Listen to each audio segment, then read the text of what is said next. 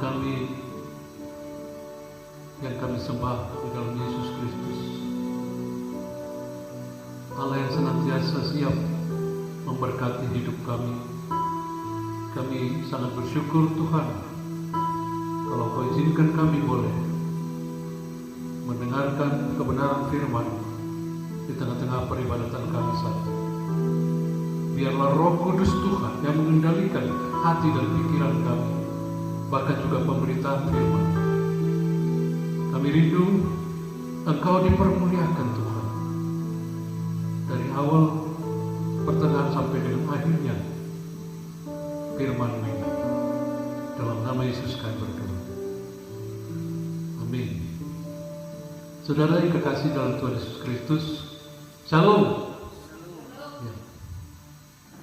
Kita bersyukur kalau di luar sana mengatakan bahwa Allah kita itu tiga atau beranak atau apa segala macam.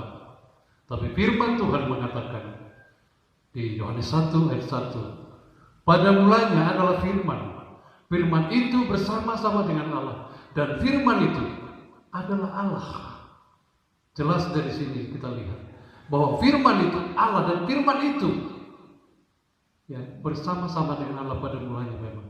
Tapi dia sungguh adalah firman Tuhan, dan dia Allah.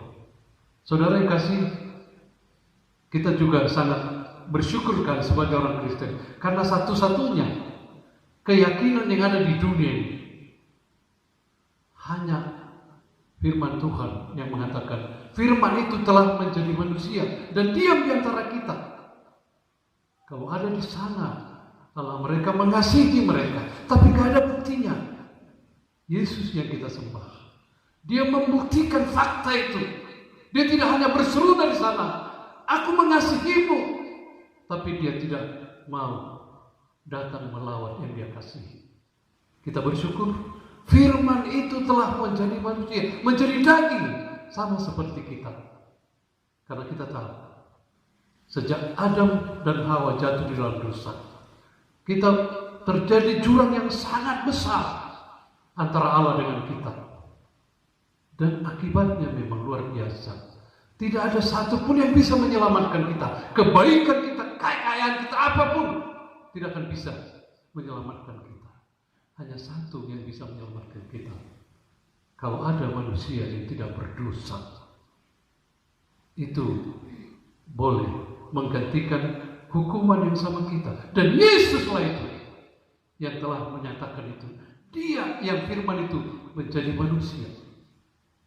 Dan sebagai manusia dia mau terhina di tengah-tengah dunia ini. Dia mau disalibkan untuk menggantikan posisi kita. Sehingga siapapun yang percaya kepada dia, menyerahkan hidupnya sepenuhnya kepada dia, dia pasti diselamatkan. Amin. Kita perlu membanggakan itu. Karena memang hanya iman Kristianilah yang mengatakan itu, bahwa Allah datang melawan umat yang dicintai untuk menggantikan hukuman itu kepada dirinya. Baik, saat ini kita akan baca firman Tuhan dari Yohanes 17 ayat 21 sampai dengan 26. Saya rindu kita boleh membaca. Saya ayatnya yang 21, nanti saudara kita boleh membaca ayat 22 dan seterusnya, kita secara bergantian. Yohanes 17 ayat 21 sampai dengan 26. Kita baca. Supaya mereka semua menjadi satu, sama seperti Engkau ya Bapa di dalam aku dan aku di dalam Engkau, agar mereka juga di dalam kita, supaya dunia percaya bahwa Engkaulah yang telah mengutus aku.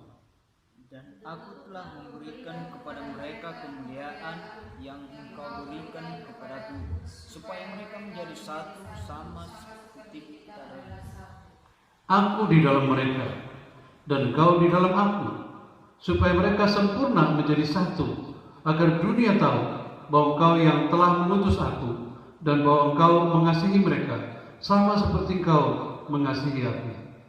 Ya Bapa, aku mau supaya dimanapun aku berada, mereka juga berada bersama-sama dengan aku.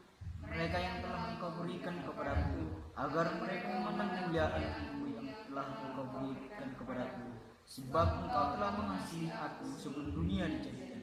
Ya Bapa yang adil, memang dunia tidak mengenal Engkau, tetapi aku mengenal Engkau, dan mereka ini tahu bahwa Engkaulah yang telah mengutus aku. Dan aku telah memberitahukan namamu kepada mereka, dan aku memberitahukan supaya kasih yang Engkau berikan kepadaku ada di dalam mereka dan aku di dalam mereka.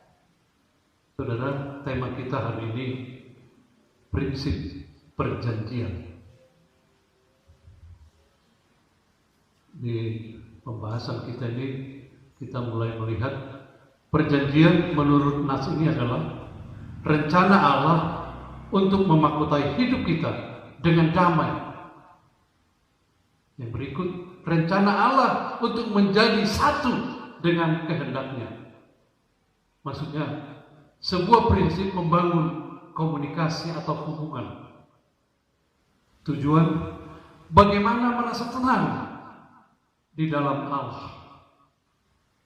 Sasarannya untuk mencapai atau memperoleh damai yang Tuhan Yesus janjikan. Firman Tuhan katakan, aku datang untuk membawa damai. Jadi supaya sasaran itu setiap orang percaya kepadanya boleh berdamai. Apa itu perjanjian?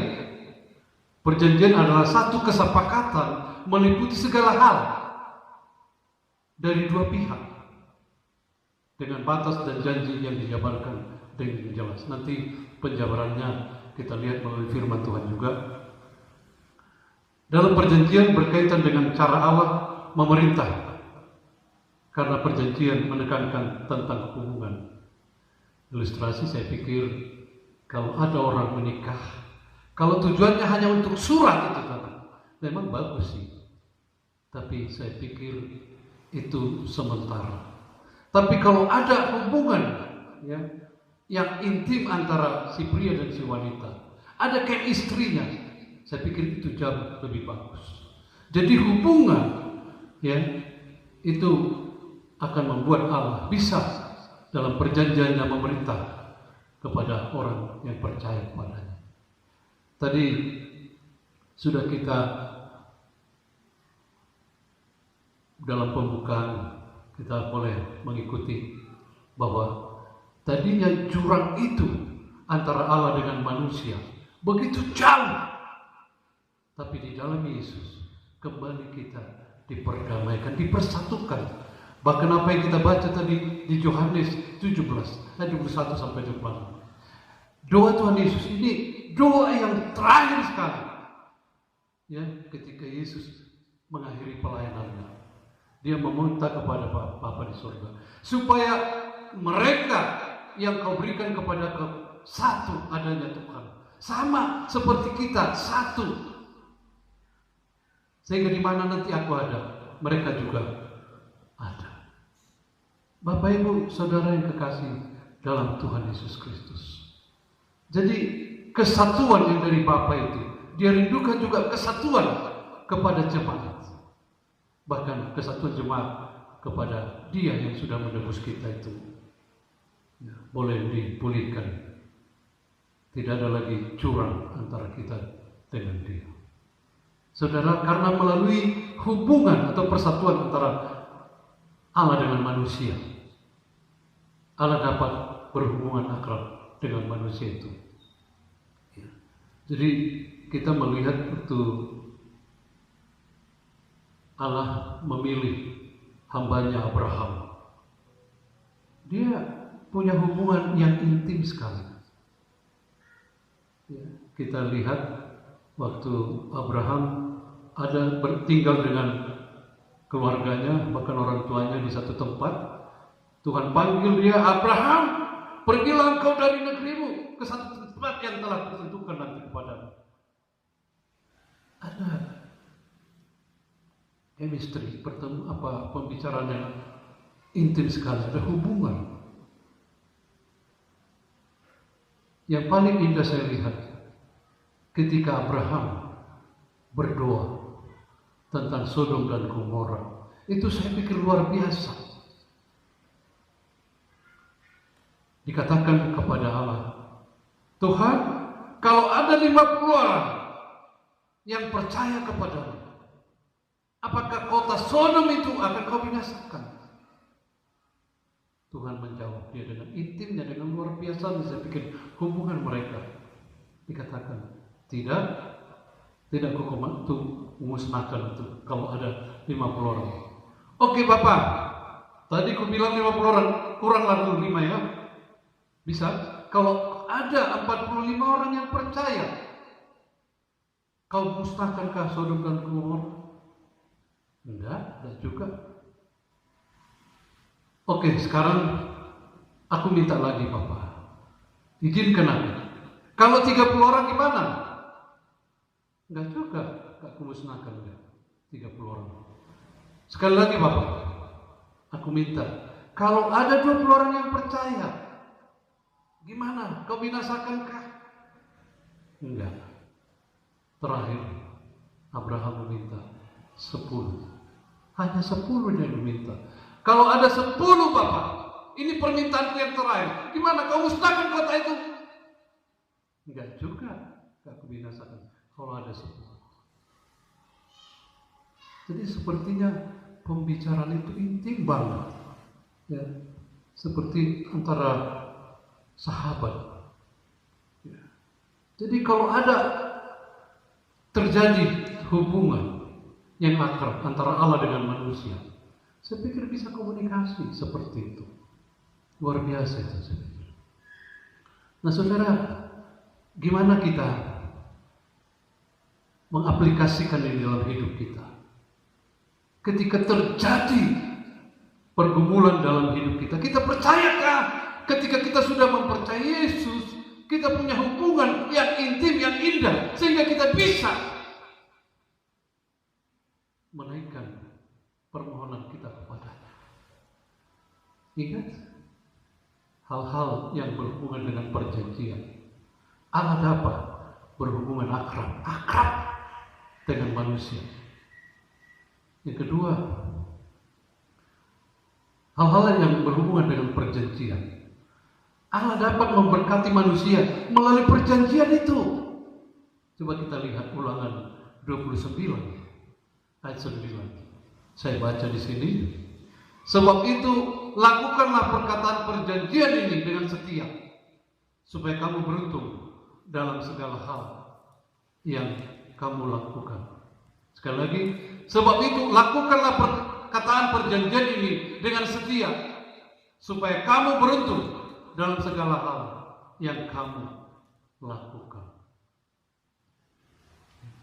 Ini Musa nyatakan kepada bangsa Israel ketika mereka sudah lepas dari Mesir, sudah menuju tempat yang sudah dijanjikan Tuhan, lalu orang-orang sekitar ingin memerangi mereka, tapi rupanya mereka bergumul waktu itu. Lalu Tuhan mengatakan kepada Musa, kalian akan kuberikan kemenangan, dan seterusnya. Lalu Musa mengingatkan mereka, karena umat Israel ini memang agak bandel, ya, luar biasa ini. Diberikan pertolongan, ada sedikit pergumulan, mereka berontak. Akhirnya ada satu ikrar, ya, ada perjanjian yang harus mereka pegang, katanya tadi. Sebab itu lakukanlah perkataan perjanjian ini dengan setia, supaya kamu beruntung dalam segala hal yang kamu lakukan. Artinya, jangan lagi mengikuti orang-orang sekitar untuk boleh menyembah berhala mereka. Mereka harus tetap mempertuhankan Allah yang sudah menolong mereka, mengeluarkan mereka dari perbudakan di Mesir. Saya pikir relevansinya kepada kita sekarang. Marilah kita senantiasa mengandalkan Tuhan. Jangan lagi kita dipusingkan oleh hal dunia ini. Mungkin sampai kita membuat usaha yang lain yang tidak berkenan kepada Tuhan. Kita sudah dilepaskan, dikeluarkan dari perbudakan dosa itu. Yang ketiga, hal-hal yang berhubungan dengan perjanjian. Setiap perjanjian adalah perjanjian yang serius. Kalau zaman perjanjian lama, itu kalau ada surat yang mau diteken, itu pakai cara, dicap. Sama seperti sekarang ini mungkin pakai segel. Ya, baru sah perjanjian itu. Atau mungkin materai. Kalau dulu nggak darah, artinya begitu serius perjanjian itu. Saya pikir Allah juga serius dengan janjinya. Tapi kita juga sebagai umat yang sudah menerima kelepasan itu harus serius menanggapi dan menjalankannya. Amin. Yang keempat, dalam perjanjian ada aturan yang diberikan. Kita coba lihat 1 Korintus 11 ayat 3. Saya baca di sini. Tetapi aku mau supaya kamu mengetahui hal ini, yaitu kepala dari tiap-tiap laki-laki ialah Kristus, kepala dari perempuan ialah laki-laki, dan kepala dari Kristus ialah Allah. Ya, sekali lagi ada aturan dalam perjanjian yang diberikan Tuhan kepada kita. Katakan sih, kepala dari tiap-tiap laki-laki ialah Kristus, kepala dari tiap-tiap perempuan ialah laki-laki, kepala dari Kristus ialah Allah. Ada rantai yang berkesinambungan.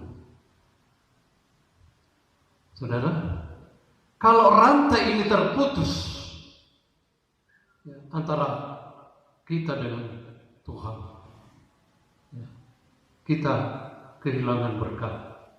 Ya, bila kita memutuskan rantai itu atau menyimpang dari firman Tuhan tersebut. Karena itu saya pikir jangan coba-coba mengambil solusi untuk meninggalkan Tuhan, memutuskan hubungan kita dengan Tuhan. Sekali lagi, kalau kita kita akan kehilangan berkat kalau kita memutuskan rantai atau hubungan itu dengan Tuhan. Saudara, hubungan dengan hal-hal yang berhubungan dengan perjanjian itu dikatakan kita menjadi berkat bagi banyak orang. Jadi kalau kita ya sudah betul-betul punya hubungan yang intim dengan Allah Bapa di surga, kita bisa menjadi berkat bagi orang lain. Coba saya bacakan 1 Korintus 7 ayat 14. Karena suami yang tidak beriman itu dikuduskan oleh istrinya, dan istri yang tidak beriman itu dikuduskan oleh suaminya. Andai kata tidak demikian, niscaya anak-anak adalah anak-anak cemar. Tapi sekarang mereka adalah anak-anak kudus. Luar biasa. Ya. Memang iblis suka memakai ini, sehingga orang sembarangan mungkin mencari teman hidup. Firman Tuhan katakan sebenarnya bersatu terang dengan terang. Nanti kalau dicoba-coba dilanggar ini sering dipakai iblis ya, untuk merusak anak-anak Tuhan. Gak apa-apa, kan ada firman Tuhan ini. Bisa nanti ingat, pergumulanmu nanti akan berat. Berat sekali. Karena itu pikirkan dari sekarang. Bagus yang sudah percaya dengan yang percaya. Memang bisa sih kita menjadi berkat bagi orang lain. Kita menjadi berkat. Bisa kita mungkin memenangkan suami kita, tapi penuh pergumulan. Kita bisa mungkin memenangkan anak-anak kita. Tapi sekali lagi, risiko akan kita tanggung. Saudara, saya pikir yang lebih indah sebenarnya kita menjadi berkat kalau kita lihat kisah Kejadian 12 ayat 1 sampai dengan 3, khususnya 2 dan 3. Tuhan berkata kepada Abraham, "Aku akan memberkati orang-orang yang memberkati kau, dan aku akan menjadikan engkau menjadi berkat." Saya percaya kehadiran kita di tengah-tengah dunia ini sebagai orang percaya, saya pikir kenapa bisa bertahan masih dunia ini? Karena memang masih ada orang percaya di sini. Amin. Jadi kita bersyukur, ya. Kalau kehadiran kita, kehadiran yang menjadi berkat bagi dunia ini, bagi orang-orang yang ada di sekeliling kita, syukur itu, syukur itu. Jadi kita tidak main-main hadir di tengah dunia ini. Tuhan memakai kita untuk menjadi berkat, sehingga orang melihat melalui kita Allah yang kita sembah itu. Amin. Oke. Baik. Berpegang pada perjanjian, hidup berbahagia dan penuh berkat. Coba mungkin lihat dulu salah seorang dari para jemaat, Ulangan 30 ayat 19. Ulangan 30 ayat 19. Coba baca. Satu membuka Yakobus 1 ayat 25. Mungkin tema buka Yakobus 1 ayat 25. Ulangan 30 ayat 12. Coba kencang dibaca. Firman Tuhan, tetapi apabila seseorang 30 ayat 19. Ulangan 30 ayat 19. Aku memanggil langit dan bumi menjadi saksi terhadap kamu pada hari ini. Kepadamu kuperhadapkan kehidupan dan kematian, berkat dan kutuk. Pilihlah kehidupan supaya engkau hidup, baik engkau maupun keturunanmu. Iya. Jadi berpegang pada perjanjian itu, hidup bahagia dan penuh berkat. Saya pikir hidup penuh berkat. Dikatakan, pilihlah kehidupan supaya engkau hidup, baik engkau maupun keturunanmu. Lalu kita coba baca di Yakobus 1 ayat 25 tadi. Salah seorang baca. Dan bukankah demikian juga Yakobus 1. Yakobus 1 ayat 25. Tetapi barang siapa meneliti hukum yang sempurna, yaitu hukum yang memerdekakan orang, dan ia bertekun dalamnya. Jadi bukan hanya mendengar untuk melupakannya, tetapi sungguh-sungguh melakukannya, ia akan berbahagia oleh perbuatannya. Benar, ia akan berbahagia oleh karena perbuatannya. Jadi tadi berpegang pada perjanjian, hidup bahagia dan penuh berkat. Saya pikir luar biasa. Kalau kita sudah mengikat perjanjian kita dengan Tuhan, dan Tuhan memang sudah mengikat perjanjian dengan kita, dan ini firman-Nya, ya dan amin ini. Dia tidak bisa bohong ini, dan dia tidak bisa sangkal ini. Kalau kita berpegang terus pada perjanjian, hidup kita bahagia, hidup kita diberkati. Amin. Saya pikir ini banyak pasti mengaminkan ya. Bahagia untuk berkat, terutama berkat. Saya percaya sebenarnya kita nggak usaha-usahain dulu, dia bisa datang. Asal kita tadi berpegang pada perjanjian yang telah kita ikrarkan dengan Tuhan. Perjanjian dibuat agar manusia bertanggung jawab kepada pribadi, kepada keluarga, kepada gereja, kepada organisasi dan dunia. Saya pikir luar biasa. Baik, pemberontakan terhadap perjanjian Allah akan menuai akibat sesuai dengan hukum menabur dan menuai. Mungkin salah seorang wanita coba baca Galatia 7, tekankan mic-nya. Galatia 6 ayat 7.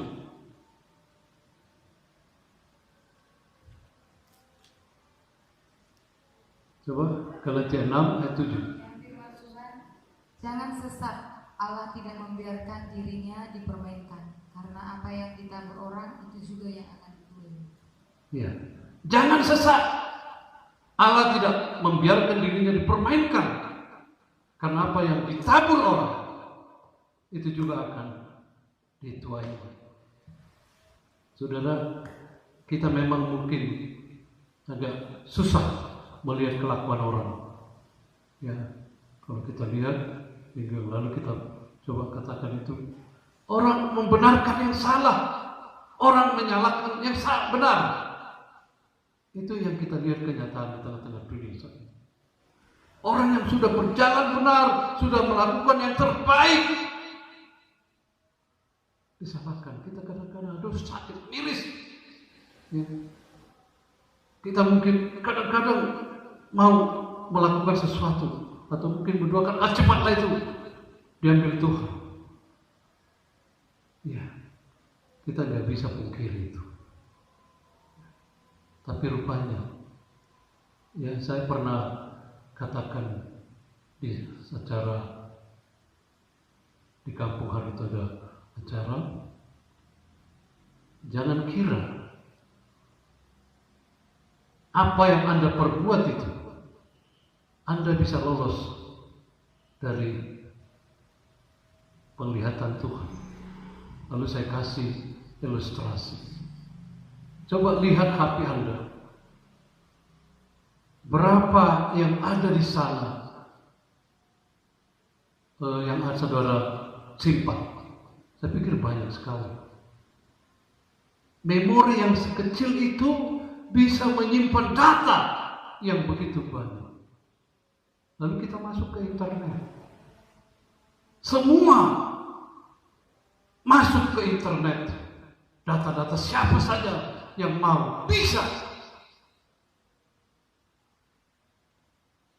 Saya pikir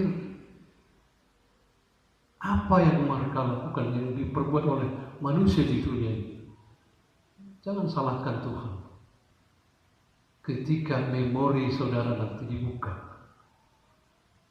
mungkin disuruh malaikat, ini agak bandel ini, melawan ini, pikirnya dia udah baik. Coba pertontonkan itu memori dia itu. Tapi memang itu nanti di dunia ini pun sebetulnya ya saya udah agak lumayan lah usia saya sekarang ya. Saya lihat gak pernah kok orang lepas begitu saja selamanya enak kehidupan orang yang menyimpang dari perjanjian dengan Tuhan. Jadi pemberontakan terhadap perjanjian Allah akan menuai akibat. Akibatnya sekarang pun kita dapat, apalagi nanti kalau dia sudah datang. Sesuai dengan hukum menabur dan menuai itu. Jadi karena itu jangan sesat. Allah tidak membiarkan dirinya dipermainkan. Karena apa yang ditabur orang itu juga akan dituai. Biarlah jemaat Tuhan yang mendengarkan sabda firman Tuhan hari ini boleh mempersiapkan dirinya, boleh mengingat perjanjian Allah bisa digenapi kalau kita bisa mengaplikasikan dan bisa menuruti apa yang difirmankan Tuhan. Kita berdoa. Bapa di sorga, kami bersyukur kepadamu Tuhan. Firman-Mu yang mengingatkan kami bahwa hubungan kami dengan Engkau sudah Engkau kembalikan Tuhan oleh karena pengorbanan Kristus di kayu salib. Karena itu Tuhan, Engkau mengikat perjanjian berkat, perjanjian bahagia, perjanjian supaya kami bisa menikmati kebaikan kemurahan-Mu di tengah-tengah dunia. Mari Tuhan, biarlah Roh-Mu yang terus memampukan kami untuk bisa menjadi pelaku kebenaran firman. Berkati semua jemaat